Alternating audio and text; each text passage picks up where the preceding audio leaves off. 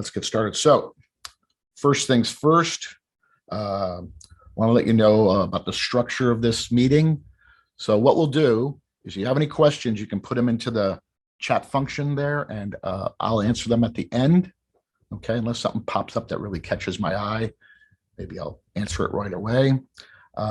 We also had mentioned in the emails that had gone out and some of our marketing that we're doing a giveaway, and we will do a giveaway on our DW Spot Monitor. Allows you to take the video streams from either cameras or recorders. So the DW IP Plus and A1 Plus recorders, along with Spectrum, or directly from a camera, and hang a monitor on the wall and get that spot monitor out view in 4 or 16 channel, quad view, 8 view, 16 channel view, however you want to do it, with no need for a server or PC or client software or whatever. So it's really a good giveaway, and someone will get an email saying they won. So let's get into our first product, and I'm kind of really like this one because it is a true day-night color camera with built-in white light LEDs. So what this means for you is the lights, sun's out during the day, you can see just fine in color. Over at nighttime, it'll automatically detect that it's too dark and turn on its LEDs and allow you to, still get color even at night. It's a 100-foot range, 2.8 millimeter fixed lens. So you're going to see a little bit of that lens view in here. Okay. ONVIF compliant, high res, 5 megapixel, and carries our 5-year warranty. So let's get into sort of the setup of it. So when you log into the camera, okay, you'll see these different menus in here for system, image, alarm, and we've got one section in here just wanted to briefly go over, and that's the fact we have our basic video analytics also built into this camera. So it'll do tamper detection, like if someone spray paints the camera or knocks something out of the way. Just want to make sure my audio is still going out, sorry. Knocks the camera out of the way, puts boxes in front of it or whatever. And also we have line cross and perimeter intrusion, and I'll show you a little bit of that on how that sets up in the camera. So in camera setup, when you go to the event page, you'll go to, and let's say you choose line cross, you can choose your detection target. Let's say I only want to have motor vehicles versus humans, or only humans versus motor vehicles, or both.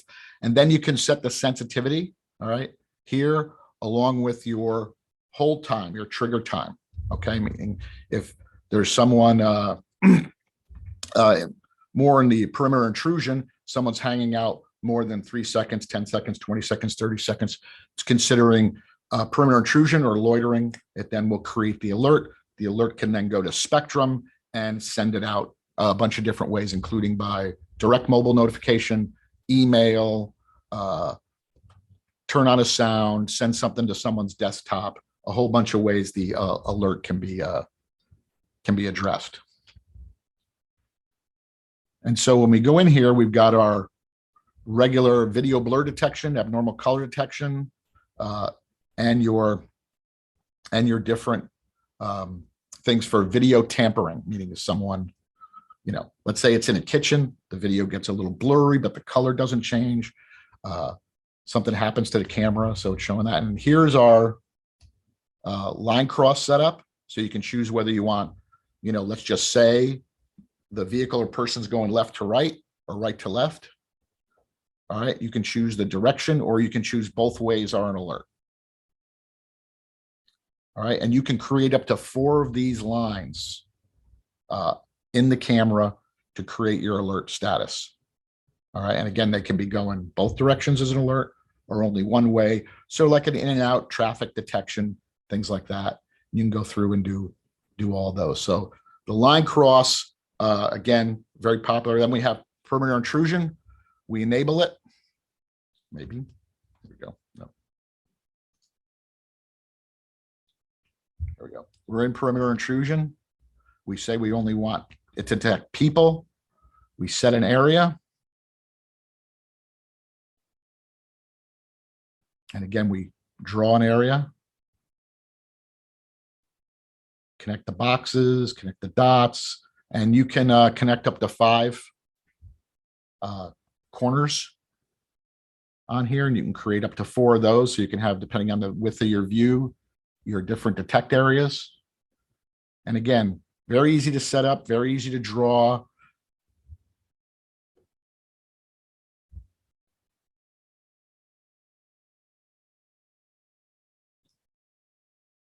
And then again, you can set your holding time, how long someone hangs out in there or something hangs out in there, as the case may be. And if you want, you can even set a schedule of when these work, but you can also do these schedules in Spectrum, so you don't have to worry about that. There's also Snapshot in here, which means you can have the camera. Let's say you're doing a time lapse.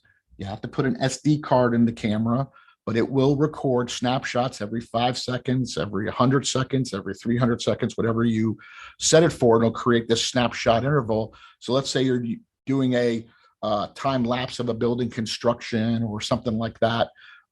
It can just, those JPEGs can be saved inside the camera itself.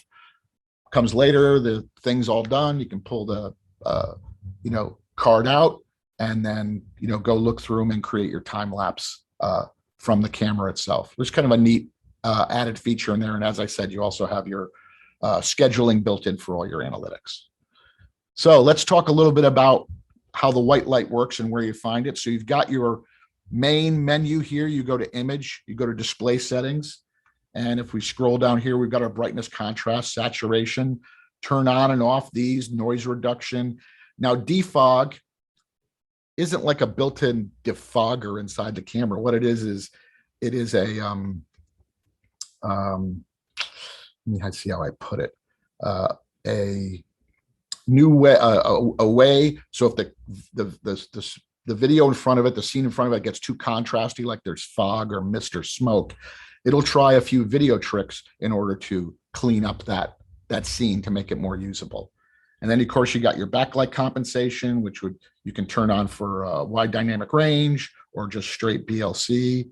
Anti-flicker, if you're in an area with old fluorescent lights and stuff like that, you can turn it on and it tries to compensate for that. White balance mode, like most of these you should keep in auto. And then you got your white light mode. So that can be auto or that can be manual. We also have a requested feature of this, which is corridor pattern. Which basically, if you rotate the camera, 90 degrees, you can then go in and set the corridor pattern in here to rotate 90 degrees. So then it looks correct in your VMS software.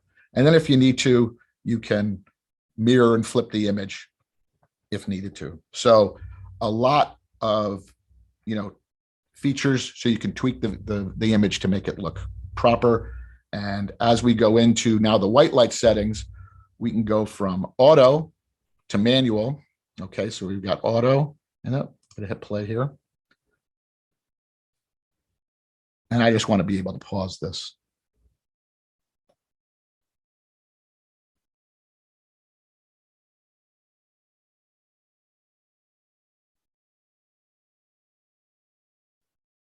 Come here, you. There we go. So the manual mode, you can set your power of where it's going to come on, and then the time, start time of when it'll start and when it'll end. So you might want to start it at 8 o'clock at night and turn off at 6 in the morning, the white light part of it, because you won't need it. The sun should be up. And that. But then when you set your gain, you can slide your gain for maximum control. I mean, auto, honestly, seems to work really well. It goes to 50% power, but you could tell it to go to 100% power when it turns on via the manual mode.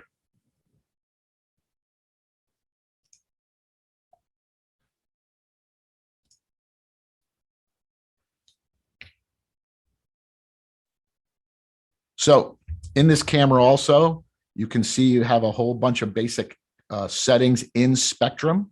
So this camera has an audio in, so you're able to enable the audio. Now, this device doesn't have two-way audio, but there might be something on here that has two-way audio. So you can have a scene where you have two cameras in one location and use the audio from another one and talk back and forth between a person hanging out where maybe they shouldn't be. But you can enable or disable the audio right from here. And this is now in Spectrum.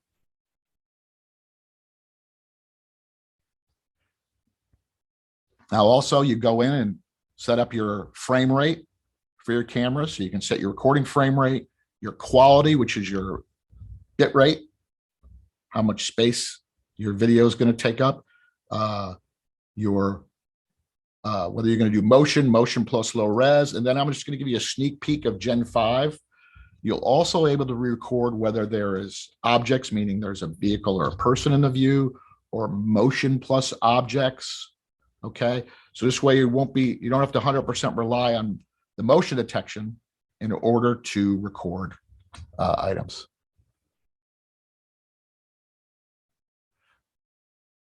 Okay, so we'll just keep going. I got a couple questions in there. I'll answer them in a few. So again, this is a preview of Gen 5. We're going to talk about our upcoming webinars. So you'll find out when you can get a sneak peek of that. So the next thing, of course, is you got your advanced view here. So you now have a go in. You don't have to do anything in this. The automatic selection usually work. If it's an older camera, sometimes you got to go in and say media to fetch profile. But I wanted to show you this little menu here because it's changed a little bit in Spectrum. So that is the basic operation and info on the white light camera. Of course, that camera will be auto discovered in Spectrum. Okay, so you don't have to go to a separate menu and do anything on it. Auto discover it in Spectrum. And you can go in, as you said, set the frame rate for that camera or a whole group of cameras from that menu I showed you. So we're now going to go into another camera that really fills a big niche out there. And that is our Megapix Pinhole camera, ATM camera, very small camera. You can put just about anywhere, hide it. It's a 2 megapixel, NDAA compliant, full real time, 30 frames a second. And it is Megapix IVA and IVA Plus. So there's two models for it. So one will have more analytics than the other. So real small, compact design. The actual head here is metal. All right, so it's designed to resist, heating and shrinking if it's, in a tough environment. Again, the basic operation is banks and credit unions, but could be in an elevator, could be somewhere where, it's in a hallway where you want a more discreet camera. You've got it decorated really nice, newly renovated, and now you don't want this, round thing or box on the wall. So you can do a lot of stuff with it that not just the ATM and bank. And it's NDAA compliant, full UL listed, our 5-year warranty on it. And the setup on this is much like our other cameras. So the first time you log into it, it will force you to create a strong password. Okay, very important. You put strong passwords in all your, all your items. Okay, very, very important. We have a menu here, which you can look at, which you set your codec, which, by the way, you can do this in Spectrum. Set your resolution. You can change the resolution here. I think you can make it 720p, your frame rate and all these little parameters here. But you can do all this in Spectrum, and I'll show you a little bit of that. But like the other one, you can go into Spectrum, set the frame rate and anything. Down here, these options, though, are interesting. You got smart bitrate control. And this will allow you, let's say you have to have this thing on a wireless setup. And so the network is, not great. I always say the word hinky, but the network is not working right. You can then, turn on smart bitrate, and it will try to control it either for frame rate or quality going to it, which means higher quality, a little higher quality image, but you might get a drop frame, or the other one, quality might drop a little bit, but you'll get the frame rate you wanted out of it, depending on your, situation. So you can also make minor tweaks to the more challenging, lighting environments. So again, we got our wide view here, sort of put the camera, angled it up there just to show you that. And you can change your sharpness, your brightness, your contrast, your saturation. Again, factory defaults tend to look great. I mean, sometimes you want to desaturate it a hair, or, turn the brightness up or down. So if it's going to be mostly in a dark room all the time, you might want to tweak the brightness up literally a couple of points, but that's the only time I can see you going in. And by the way, all these menus can be accessed from inside Spectrum. Okay, it can be Spectrum 4.0, 4.1, 4.2, and release 5.0. So you'll be able to get to this without having to open the web page of the camera, and actually you can proxy in remotely. Okay, and you don't have to do anything. Spectrum's doing it all, and go in and adjust these. So let's say, customer's saying it's a little too dark at night. You can crank up the brightness just a hair without having to roll a truck out to the site.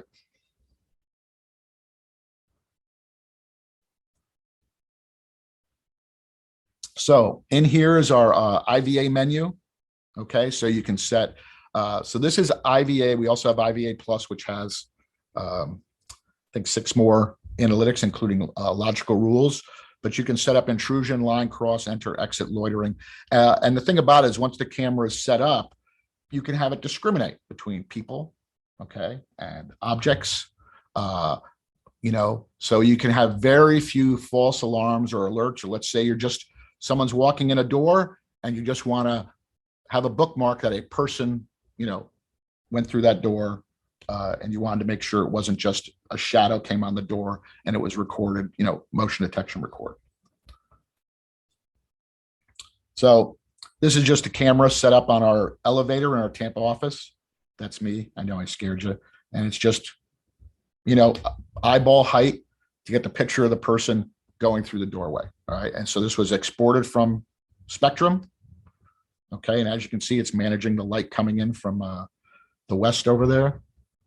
And then if you look, we can then go into setup in Spectrum, and much like the other camera, we're getting the basic info from the camera. Much like the other one, we can force rotation. We can turn on the audio if needed. And as I said on the other camera, Spectrum goes out and auto discovers this information. Okay, it goes in, it finds the model number, it finds the firmware number. Obviously, the camera has an IP address, so it pulls the IP address. And this is under the general tab.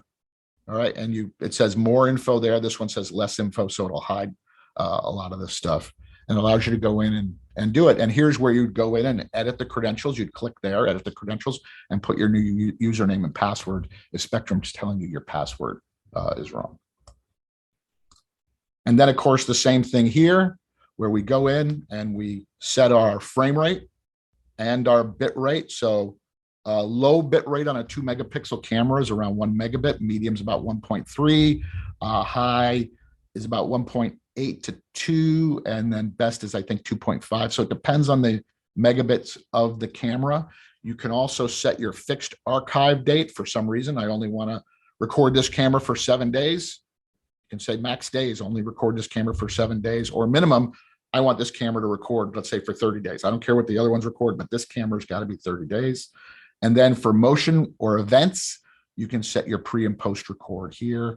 And you don't have to tweak this on every single camera. If every single camera on the system, or a group of cameras on the system, let's say you got 30 cameras and 10 need to be 10 frames a second, you go copy schedule 2, and it copies these parameters to those 10 cameras. You go in, tweak one of those other 10 cameras that might have a higher or lower frame rate or whatever, and you can go in and then do that. So you can manage them all from Spectrum. I showed you those other menus. So this way, they don't worry about it. If you have to do a little tweak on it, you can go in and look at the other camera menus, but you can get to those camera menus from this tab, the web page tab in the Spectrum camera settings menu. And by the way, if you're not an administrator, you're just an advanced viewer or a viewer, you can lock out, that stuff will be locked out. And of course, you can make custom roles that locks people out, so they never even see this menu and go in and say, oh, I'm going to turn off recording on this camera. You can't do any of that. So basic concept is for discrete small camera, focused on ATM machines, I would say, elevators, because they're small, and they're, that metal housing makes them, tough to damage. And other, just anywhere you got to squeeze a camera in, or you just want a discrete camera. Show you kind of how it works. We've got our wall installation. So you put a very small hole and you kind of feather it in there, and you can have the camera in a small hole. And it comes with the other brackets, so you can rotate the camera, tilt. Okay, for a visible installation, you're just hanging it somewhere that's just designed to be small. And again, it gives you that 106 degree view on the 2.0mm lens. And the camera itself comes with a 22-foot cable from the box to the small camera. And then you have of course, your Ethernet cable, PoE, that goes to that. It has alarm ins and outs built into the box. In fact, I'm going to pull one right next to me here. Give me 1 second. I don't know if you guys can see guess you guys can see my video out. It's going to blur it out. Sorry. It's going to show you the back of the unit, but on our website, we have it viewable, and there's an SD card slot in there and your alarm IO. No audio in this device. So let's talk about a product that we have on hand, but we've really updated. Okay, and that's going to be our Megapix Caz cameras. Okay, our Caz cameras have some new storage options for them. And these cameras are our all-in-one camera that have the storage, that have the Spectrum server. And I know other manufacturers have licensing and things like that. These have the licensing built in. They're 4 and 5 megapixel sensors. So really great performance under any lighting condition. We have the 360 cameras. We've got bullets. We've got ones with long range IR. And this, you can take a system, whether it's 1 or 2 cameras or 30 cameras, plug them into a switch and do what we call a merge, which basically turns those cameras, because each one's a separate server, into one system. And you can connect it to the internet, and away you go. We have a customer in Texas who's doing a whole bunch of liquor stores right now with a couple of cameras, up to 4 at each location. And so customer was like, I don't want a whole bunch of stuff in there, boxes employees can mess with. So this way they can go in and do this. And by the way, we'll be talking about this on June 30th. We're going to have a webinar on setting it up, configuring it, all that stuff. I just wanted to give you the update that we've increased the storage on them to either 512 gig or 1 terabyte built into the camera. The bullet versions are available now, but we will have a whole bunch of other versions of that shortly, including, like I said, an LPR camera, the 360 degree fisheye camera, all the stuff with the increased storage on it very shortly. So to give you an example of what the new camera will be, I put this in our calculator. DW Spectrum, I used a 4 megapixel camera. I did 100% motion at 10 frames a second. And for 75 days of recording, I got just under 1 terabyte of recording. So you can, tweak it up, tweak it down, however you want to, do it in order to get your record time that's necessary. Okay. But you figure you've got a site with 10 cameras and you get the 1 terabyte version, you got 10 terabytes of storage out there, out on the edge, ready to record. So with that, let's talk about the upcoming webinar. If you guys are interested in configuration, we're going to have Patrick and Scott Capoletti, I believe, will be on this one, or works with, and this will be setting up of a Caz system. Okay, so I believe they're going to show you the merge. They're going to show you how to get it online, which is all actually very easy. And I would just go to our digital-watchdog.com page, customer webinars. And I'd also ask you to schedule for our Spectrum Gen 5 one, because we are close to releasing Spectrum Gen 5, and we'll have an overview of the new features, performance, setup, and anything new. So with that, if you